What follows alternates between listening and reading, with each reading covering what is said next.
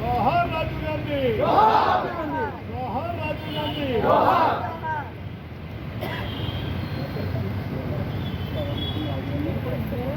जोहार राजीव गांधी, जोहार राजीव गांधी, जोहार राजीव गांधी,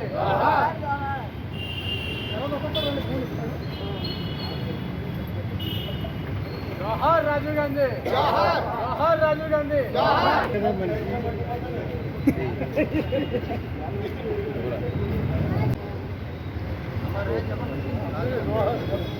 जोहार राजीव गांधी, जोहार राजीव गांधी।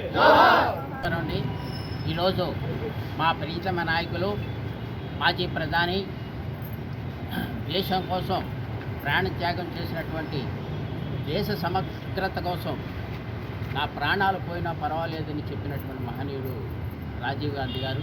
ఆ స్వర్గీయ రాజీవ్ గాంధీ గారి యొక్క 82వ జయంతి సందర్భంగా ఈరోజు ఇక్కడ అర్బన్ జిల్లా కాంగ్రెస్ పార్టీ ఆధ్వర్యంలో రాజీవ్ గాంధీ పార్క్లో విశ్వేశ్వరరెడ్డి గారు, అలాగే మార్టిన్ లూథర్ గారు, అలాగే మిగతా పెద్దలందరి సమక్షంలో రాజీవ్ గాంధీ గారి విగ్రహానికి పూలమాలలు వేసి నివాళులర్పించడం జరిగింది.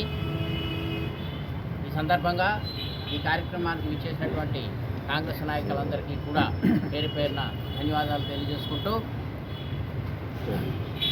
ఈ దేశం కోసం, ఈ దేశ సమగ్రత కోసం అనేక త్యాగాలు చేసినటువంటి గాంధీ, నెహ్రూ కుటుంబాల నుంచి వచ్చి ఒక పైలట్గా తన క్యారియర్ని ప్రారంభించి తప్పని పరిస్థితుల్లో దేశం ఇందిరాగాంధీ మరణానంతరం అగమ్య గోచరంగా ఉన్న రాజకీయ పరిస్థితిని చక్కదిద్దడం కోసం ఇష్టం లేకపోయినప్పటికీ కూడా రాజకీయాల్లో ప్రవేశించి తనదైన శైలిలో 5 సంవత్సరాలు పరిపాలన చేసి అభివృద్ధి అంటే ఏంటో చూపించి ఈ దేశానికి టెక్నాలజీని పరిచయం చేసినటువంటి మహనీయుడు రాజీవ్ గాంధీ. అటువంటి గొప్ప వ్యక్తి ఉగ్రవాదుల చేతుల్లో హత్య కావింపబడి ఆయనకి ప్రమాదం ఉందని తెలిసినా కూడా నా ప్రాణాల కంటే దేశ సమగ్రతే ముఖ్యం, దేశ సమైక్యతే ముఖ్యం అని నొక్కి వక్కాణించి ప్రాణం త్యాగం చేసినటువంటి మహనీయుడు ఆయన. ఆ గాంధీ, నెహ్రూ కుటుంబాల యొక్క త్యాగాల ముందు ఎవరు సరితూగరని, వారి యొక్క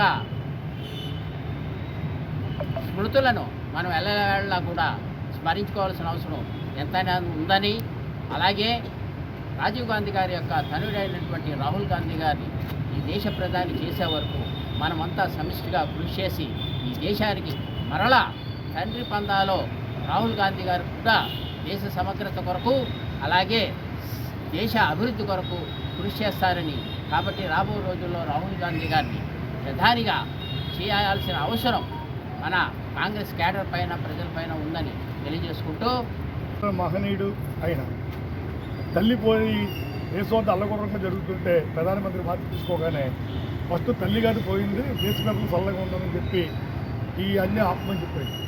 దేశం అంతా అల్లకొరంగా జరుగుతుంటే భారత మాజీ ప్రధాని, భారతరత్న రాజీవ్ గాంధీ గారి 82వ జయంతి సందర్భంగా రాజమండ్రి అర్బన్ జిల్లా అధ్యక్షుడు బాలిపల్లి మురళి గారు, అదేవిధంగా టీకే విశ్వేశ్వర గారి ఆధ్వర్యంలో ఈరోజు ఈ యొక్క సీతంపేట రాజీవ్ గాంధీ పార్కులో ఈ కార్యక్రమం ఏర్పాటు చేయడం జరిగింది.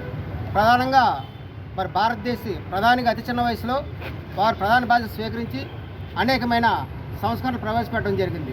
ప్రధానంగా యువతకు 18 సంవత్సరాలు నిండిన ప్రతి ఒక్క ఓటర్కి కూడా ఓటు కల్పించడం, అదేవిధంగా ఆధునిక భారతదేశ పునర్నిర్మాణానికి ఎంతగానో కృషి చేసిన వ్యక్తి, సాంకేతిక రంగాలను ఎంతో అభివృద్ధి పరచడం జరిగింది. టెలిఫోన్ ప్రతి ఇంటికి వెళ్ళాలని, అదేవిధంగా విద్యార్థుల కంప్యూటర్ విద్య, అదేవిధంగా 73-74 రాజ్యాంగ సవరణ ద్వారా మరి గ్రామ పంచాయతీలకి నిధులు వెచ్చిస్తూ మరి గ్రామ పంచాయతీలు పురోభివృద్ధి సాధించడానికి మరి ఏదైతే గ్రామాలు ఉన్నాయో ఆ గ్రామాలు మరింత అభివృద్ధి చెందడం సేవల వల్లే ఈ భారతదేశం ఇవాళ 21వ శతాబ్దంలో దూసుకుపోయిందని చెప్పుకుంటూ ఈరోజు ఆ మహానుభావుడికి ఘనంగా నివాళులు అర్పించుకుంటారు. స్వర్గీయ మాజీ ప్రధాని రాజీవ్ గాంధీ గారి యొక్క జయంతి కార్యక్రమానికి ఇచ్చేసినటువంటి కాంగ్రెస్ పార్టీ నాయకులకు, మహిళా నాయకురాళ్లకు, అలాగే పత్రికా సోదరులు అందరికీ కూడా హృదయపూర్వకమైనటువంటి ధన్యవాదాలు తెలియజేస్తూ, మరి రాజీవ్ గాంధీ గురించి భారతదేశంలో మనం చెప్పవలసిన పని లేదు, ఎందుకంటే ఆయన తెలియని వాళ్ళు ఎవరు ఉండరు.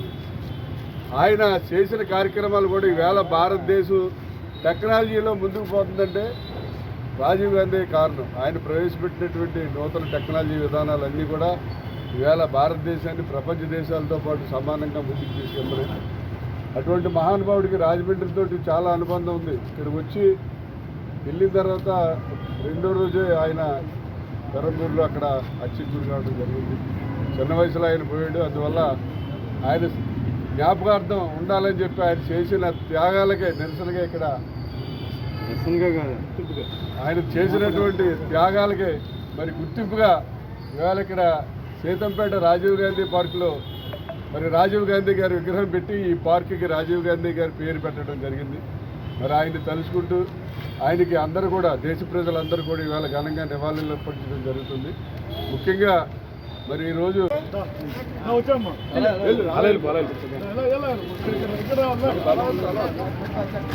అలా అవుతుంది.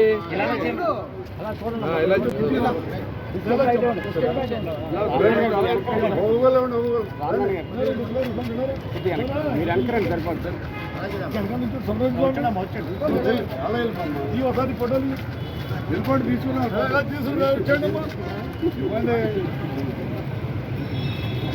జాతి ఇప్పించండి. రండి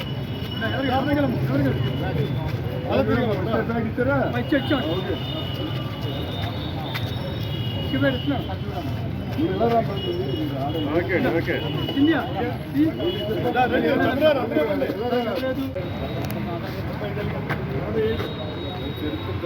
మళ్ళీ రాయల్ హాయ్